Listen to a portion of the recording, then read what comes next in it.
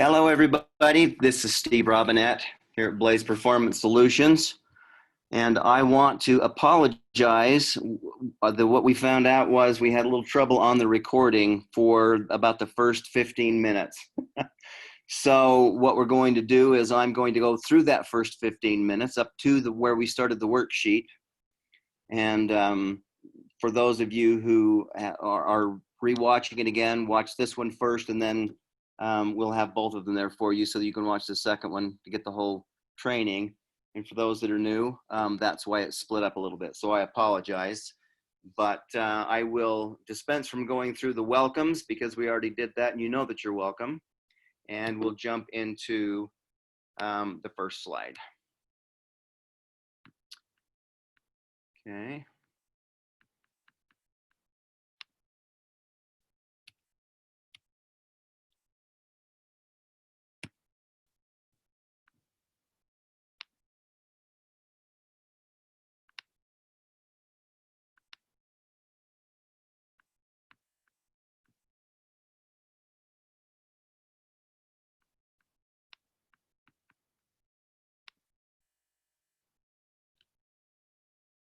Okay, sorry, looks like we're having technical difficulties continued, but we're back to where we needed to be. So in terms of what to expect for the training, the first thing we wanted to go through was the key learning concepts and then discuss what is a defense mechanism, what we actually have control over, and then we finished up with discussing universal application and discussion.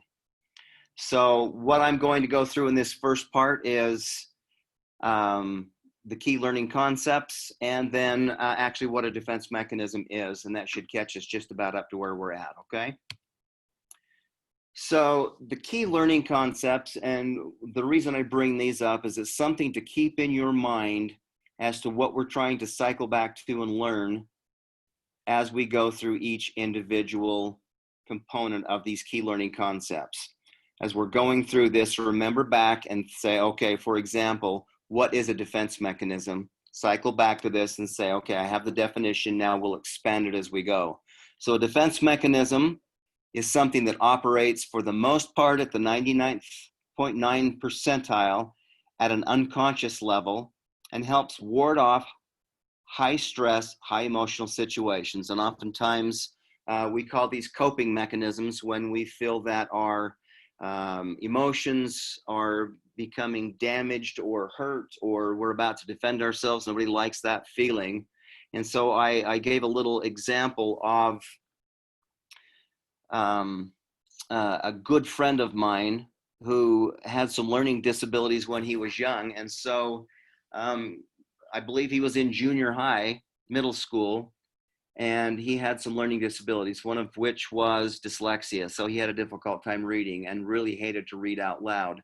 So whenever the teacher would call on him to read something out loud, immediately to distract, or his defense mechanism was to turn, and whoever was sitting next to him, he would slug them hard enough in the arm. Boy or girl, it really didn't matter, because his motive was to distract what was going on, which is for him to be embarrassed reading in front of the entire group. It would create a ruckus. He would get sent to the principal's office. He would be in trouble, which was much better than being embarrassed by all of his classmates. So that was his defense mechanism, or his coping mechanism in that particular case. All right. We all have defense mechanisms that we use. Some are positive, some are negative, and we got into that later. Next, the emotions are best managed, and this is a big duh, I know, for just about anybody that's listening to this. These emotions are best managed by a controlled response versus an impulsive reaction.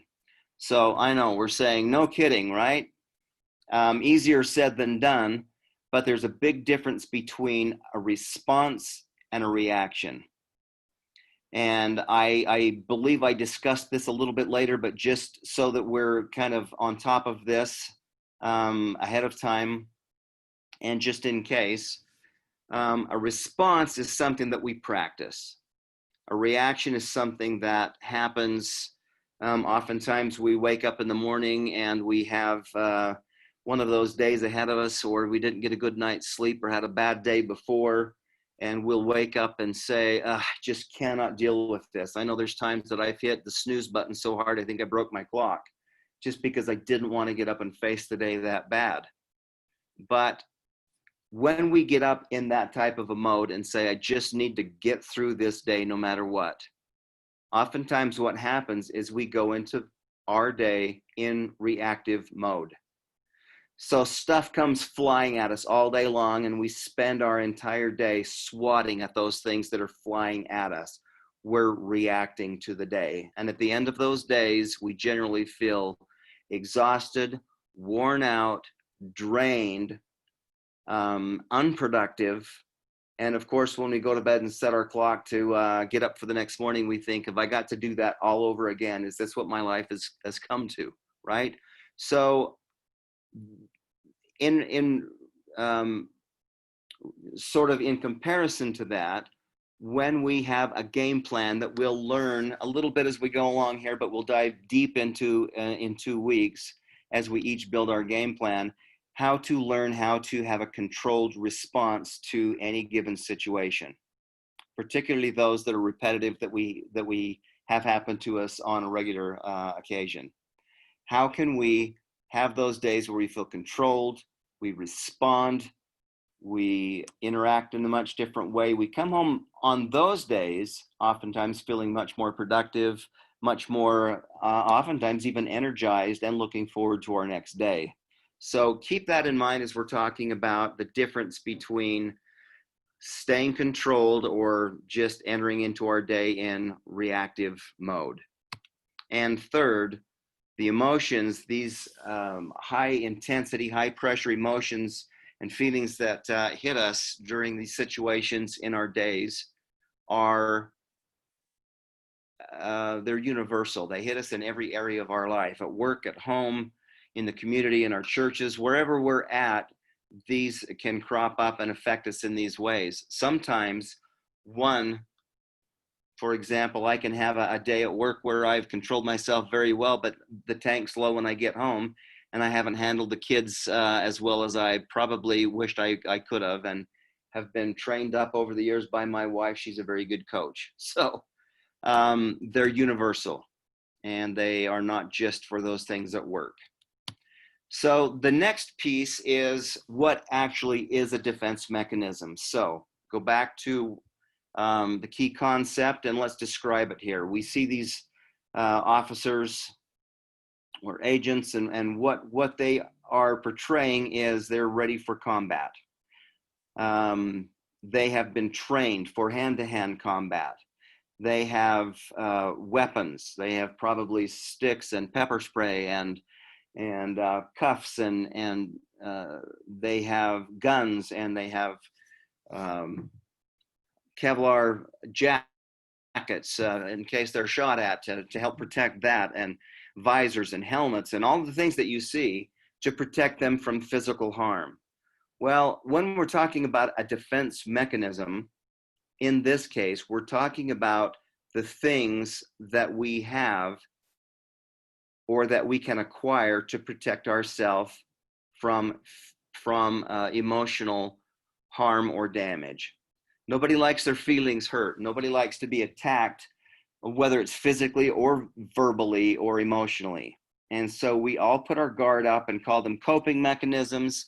We're calling them at a deeper level a defense mechanism, because it's not something that we want to just cope with. We're learning how to do things that are much more positive and productive as we go through this course over the next, over today and in a couple of weeks, over these 2 90-minute sessions. So that's what we're talking about in terms of defense mechanisms. So what we're going to start now, and this is about where we'll let off, because that's where the recording actually started, but I'll just introduce this and start so that we ease into it, okay? So the very next slide is, there are a lot of things, and these are just a few random things that test our emotional and mental capabilities. So Each of you should have a worksheet that was sent to you. If not, just write this down and we can get the worksheet to you, and we'll use it in more depth in 2 weeks. But the worksheet looks like this. So a defense mechanism, a response can be positive or negative. So with that in mind, we started to discuss how you feel or what your initial response or action is initially, not what you think we want to hear, but what you initially feel when you are, for example, at the very top of the line there, disrespected. Whether somebody disrespects you or disrespects somebody that's very close to you, whether it's your partner, your spouse, significant other, whether it's one of your kids, somebody that you're close with, or again, yourself. When you are disrespected, how do you immediately feel or respond oftentimes or usually? And then what we started to do is have you comment on those, and then we were reading those comments and discussing which ones were on the positive or on the negative, and you guys came up with some great responses. A few of them were positive. Most of them were a little bit negative. Not our common sense, but human nature is, if we're hit, to hit back. If we're yelled at, to yell back. If we're disrespected, to disrespect back, to one-up somebody a little bit. And especially when we feel like we may have a hand up. But then again, for those that feel that they are a little down, maybe on how they are with you or with another person, if they feel a little less than, they may react in a very defensive way. And that's to try to level the playing field in their own mind. And again, it's done very, very subconsciously for the most part. So we had some great responses to that. And as we went back, we talked about when we make a mistake, when we are struck, when we went through several of those, and that's part of the recording now. So we'll switch that over. I apologize again for having difficulty in recording the first part, but now you have a part 1, part 2 that makes up this 90-minute training session. So thanks for your patience on this, and best to all of you.